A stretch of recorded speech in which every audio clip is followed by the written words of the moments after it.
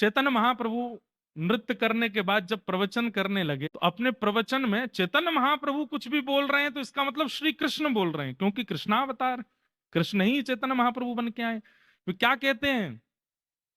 श्रीमन महाप्रभु वल्लभाचार्य जी महाराज अग्नि के अवतार हैं ऐसा हमने सुना है, परंतु हम आपको उद्घोषित करते हुए कहते हैं ये श्री कृष्ण ही आए हैं, ये श्री कृष्ण ही हैं, ये श्री जगन्नाथ जी ही हैं, ये आचार्य चरण नहीं है, साक्षात भगवान ही हमारे सामने बैठे।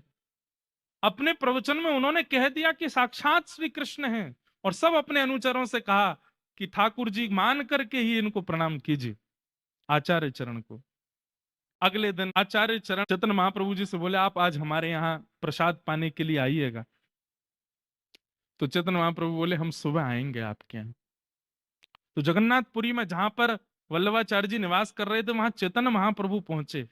तो आप जैसे ही आए, आकर के थोड़ी देर आपकी वार्तालाप हुई, इतने में ही आपने अपनी गृहिणी को आज्ञा की चैतन्य महाप्रभु आए हैं, कुछ भोग प्रसादी लेकर के आओ।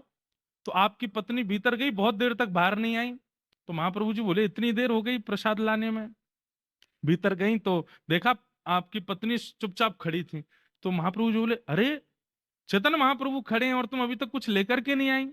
बोले कि ठाकुर जी का तो अनोसर हो गया है और भोग लगी सामग्री सारी बट गई है, तो सब अमनिया रखा है, भोग लगा हुआ सामग्री नहीं। अमनिया मतलब जो ठाकुर जी को भोग ना लगा हो वो सामग्री रखी है। अब जब तक भोग नहीं लगेगा तब तक मैं कैसे दे दूं? वल्लभाचार्य जी के नेत्र सजल हो गए। बोले लेकर के आओ, अमनिया सामग्री लेकर के आओ। बोले क्यों? बोले कृष्ण ही तो आए हैं, अमनिया का ही भोग लगाओ, चैतन्य महाप्रभु साक्षात कन्हैया ही हैं। और श्रीमद वल्लभाचार्य जी ने, ऐसी भक्तमाल जी में हमने पढ़ा आज टीका में, अमनिया प्रसादी, अमनिया सामग्री लेकर के गए और जाकर के महाप्रभु जी चैतन्य महाप्रभु के सामने पधराई। तो चैतन्य महाप्रभु भी थोड़े संकोच में आ गए। बोले कि जय जय, भोग तो लगा नहीं अभी तक। ऐसे आचार्य चैतन्य महाप्रभु के सन्मुख आपने अमनिया भोग रख दिया और कहा अब पाइए। चैतन्य महाप्रभु बोले इसका भोग तो लगा नहीं। बोले आप कन्हैया ही हो, प्रेम से पाओ। तब भी आचार्य चरण संकोच करने लगे तो आपने अपने हाथ से सामग्री उठाई करके पवाई है।